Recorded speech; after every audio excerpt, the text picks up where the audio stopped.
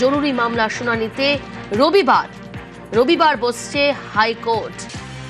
আমতলার party office ভাঙা হয়েছে গতকাল এবং সেই আমতলার পার্টি অফিস ভাঙার সিদ্ধান্তকে চ্যালেঞ্জ করে হাইকোর্টে মামলা।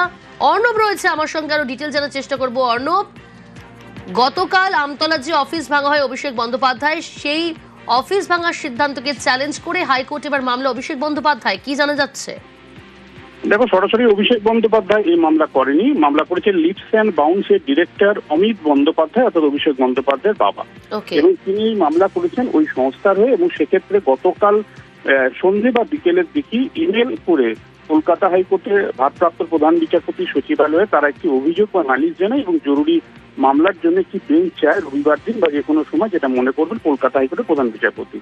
সেই চিঠি অনুযায়ী আজ নতুন করে, অর্থাৎ নতুন একটি বেঞ্চ তৈরি হয়েছে, বিশেষ বেঞ্চ তৈরি হয়েছে। বিচারপতি রাজা বাসু চৌধুরী তিনি দুপুর 12টা নাগাদ তার শুনানি করবেন।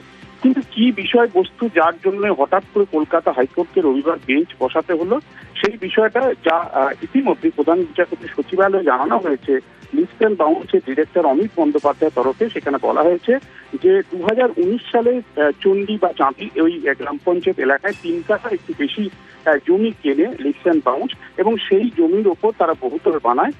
30শে জুন দক্ষিণ 24 পরগনা জেলা পরিষদের যিনি হিয়ারিং অফিসার, অর্থাৎ ডেপুটি ডিএল অ্যান্ড এলআরও, অর্থাৎ ডিস্ট্রিক্ট ল্যান্ড রিফর্মস অফিসার, তিনি একটি নোটিশ দেন। সেই নোটিশ দেওয়া হয় আমাদের রাজ্যের যে 1973 সালের পঞ্চায়েত আইন তার 160-এর A/6 এই ধারা অনুযায়ী।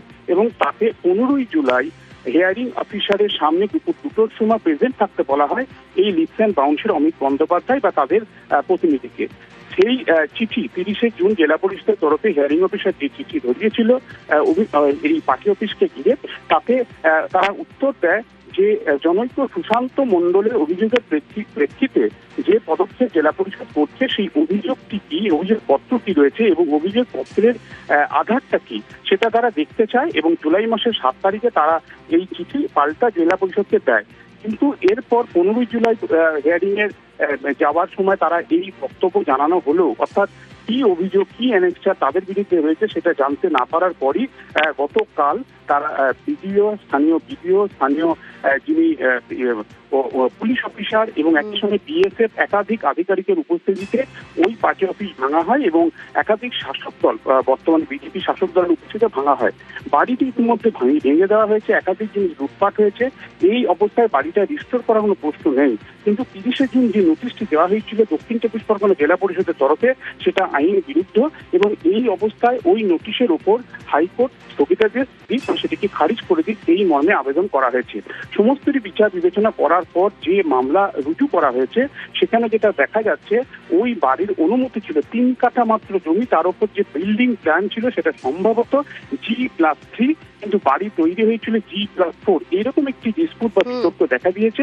সেই বিতর্কটা নিয়ে আজ দুপুর 12টার সময় কলকাতা হাইকোর্টে বিশেষ বেঞ্চ বসছে। এক্ষেত্রে উল্লেখ্য, কলকাতা হাইকোর্টের বিচারপতি শুভ্রা ঘোষ তিনি পঞ্চায়েত সংক্রান্ত মামলাগুলি শুনানি করেন, কিন্তু জরুরি ভিত্তিতে মামলাটি করার জন্য সেই সময় গতকাল রাত্রে যখন প্রধান বিচারপতির সচিবালয় এই বিষয়ে সচেষ্ট হয় মামলাটি করার জন্য, সেই সময় বিচারপতি রাজা বাসু চৌধুরী যিনি এই মুহূর্তে রাজ্যের পুরসভা সংক্রান্ত মামলাগুলি শুনানি করেন, তিনি এই বেঞ্চ বসবেন। এটা ঠিক আছে ভারপ্রাপ্ত প্রধান বিচারপতি তপব্রত চক্রবর্তীর নির্দেশে এবং দুপুর 12টার সময় এই মামলা শুনানির জন্য বসবে। ওকে, নজর থাকুক কর্ণ।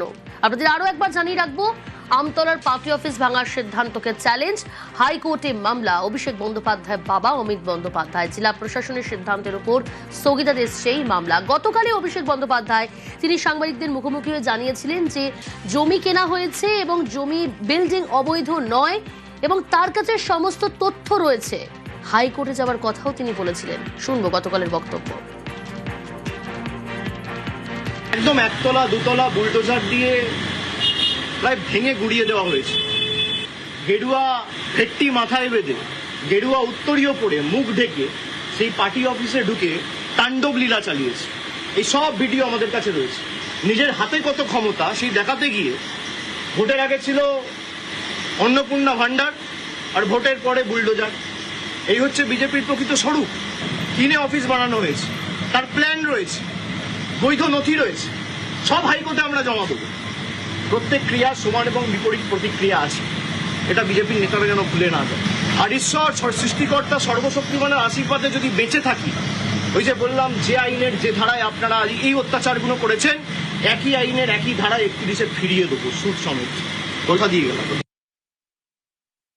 ভোটে যে হেরে গেছেন, এখনো মনে হয় উনি সেটাকে হজম করতে পারেননি, মেনে নিতে পারেননি, সেই জন্য এখনো অধ্যত্ত। উনি তো খুব কথায় কথায় চ্যালেঞ্জ করেন। আমি চ্যালেঞ্জ করছি ওনাকে পাল্টা, কোন তৃণমূল কংগ্রেসের অফিস, যে অফিসের সমস্ত কাগজ ঠিক আছে, কোন অফিস ভাঙা হয়েছে?